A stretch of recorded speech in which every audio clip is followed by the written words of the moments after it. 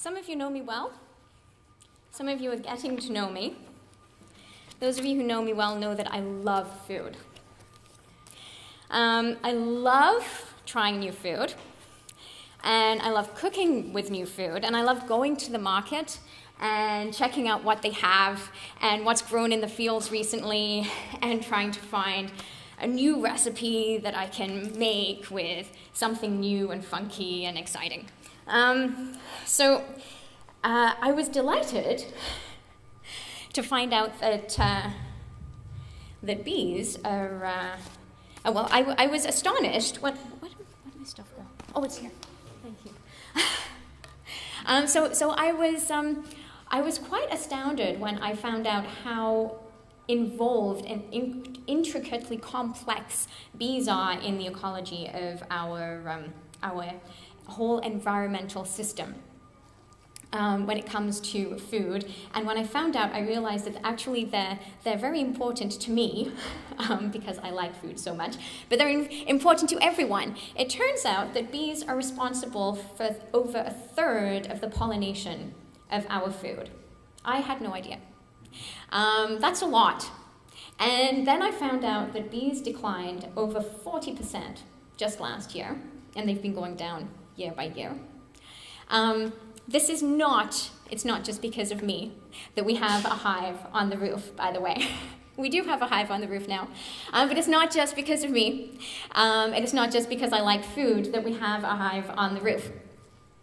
The hive on the roof is kind of the culmination point of St. Mary's story, if you like, of years of working towards in the idea of God's mandate for us to look after His world and to care for His world. So people have been looking after what we have here and what St. Mary's owns as property for a really long time. Just even things like pruning the shrubs and taking care of the flowers outside, that's been going on since the building's been around, right, Gail? Like, the property's been looked after for a long time. And years ago, that garden outside with all the flowers on it that a couple and maybe 3 or 4 people every year put hours and hours in, the Sunday school started that garden. It was dug out one Sunday morning. We had a big brunch on the patio here, and there was a massive pile of dirt outside, and the Sunday school planted a whole bunch of flowers in there, some of which died, but most of which survived, and now we have a lot of flowers in there that are carefully tended to every week, and then over time, things have just kind of expanded as well. So now instead of having 2 mounds of very ugly dirt outside the back here, the Sunday school and youth group, with a lot of support from pretty much all of you, have taken over that patch at the back. And some of you may remember that that's been a vegetable garden for several years at some points, and we've grown tomatoes in there, and we've grown squash and cucumber and zucchini, and I forget what else we've grown in there, but we've grown lots of things out there. And then last year, we turned it into a butterfly garden, and then we started working on the one on the other side as well, so that it wasn't just kind of piles of dirt. And all of this with the idea of looking after what we have. It's not just because we're a bunch of environmentalists who think that, this is a good idea and it makes us feel good. It does make us feel good, because I think it always makes us feel good to have a nice area to live in, but it's not just that, and that's not the only reason that we do it. We do it, it's because it's biblical. We do it because this is something that God tells us to do. God tells us to look after what He has given us. Because in actual fact, strictly speaking, He hasn't given it to us. He asks us to look after it for Him.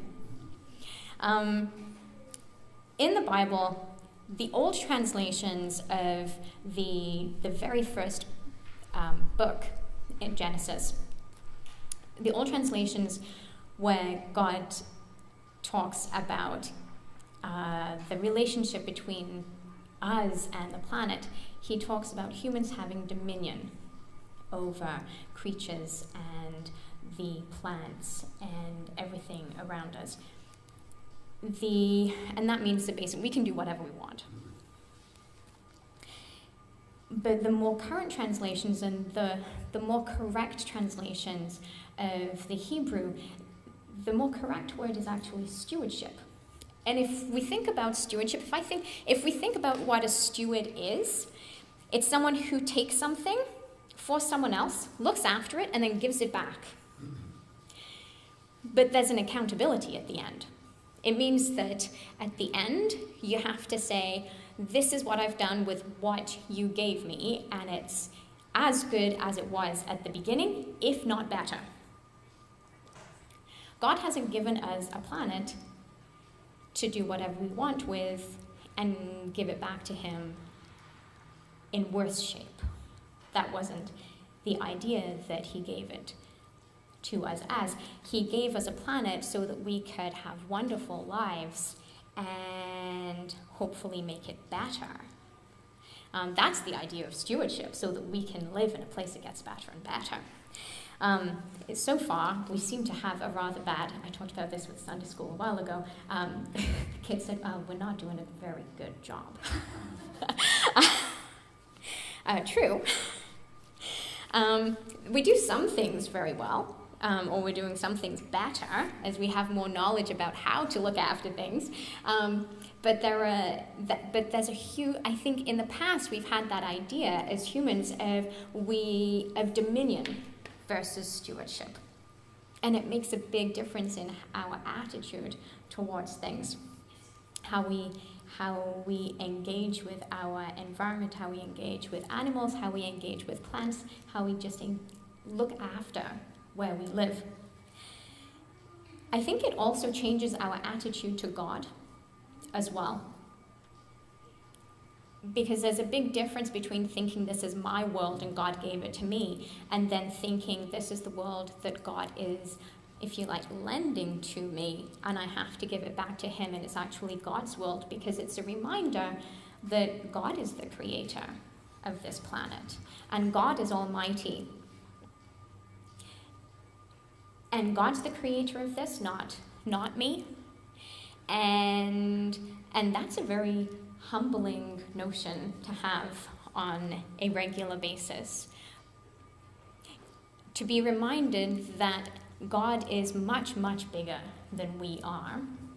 It can be relieving in some ways because it takes a bit of the weight off of us, but it's also very much a reminder that this is not all about me.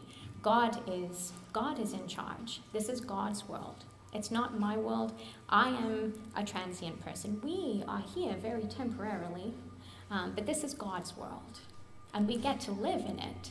But this is God's world, and he's in charge, and he is in control, and he is the one who loves us, and he is letting us live here. He made it for us, and he's letting us have it.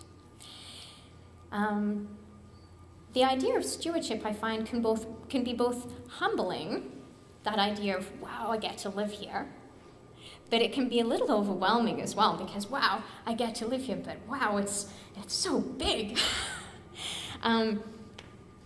So then I think it can be, I was talking about this with someone, and she was saying, well, how do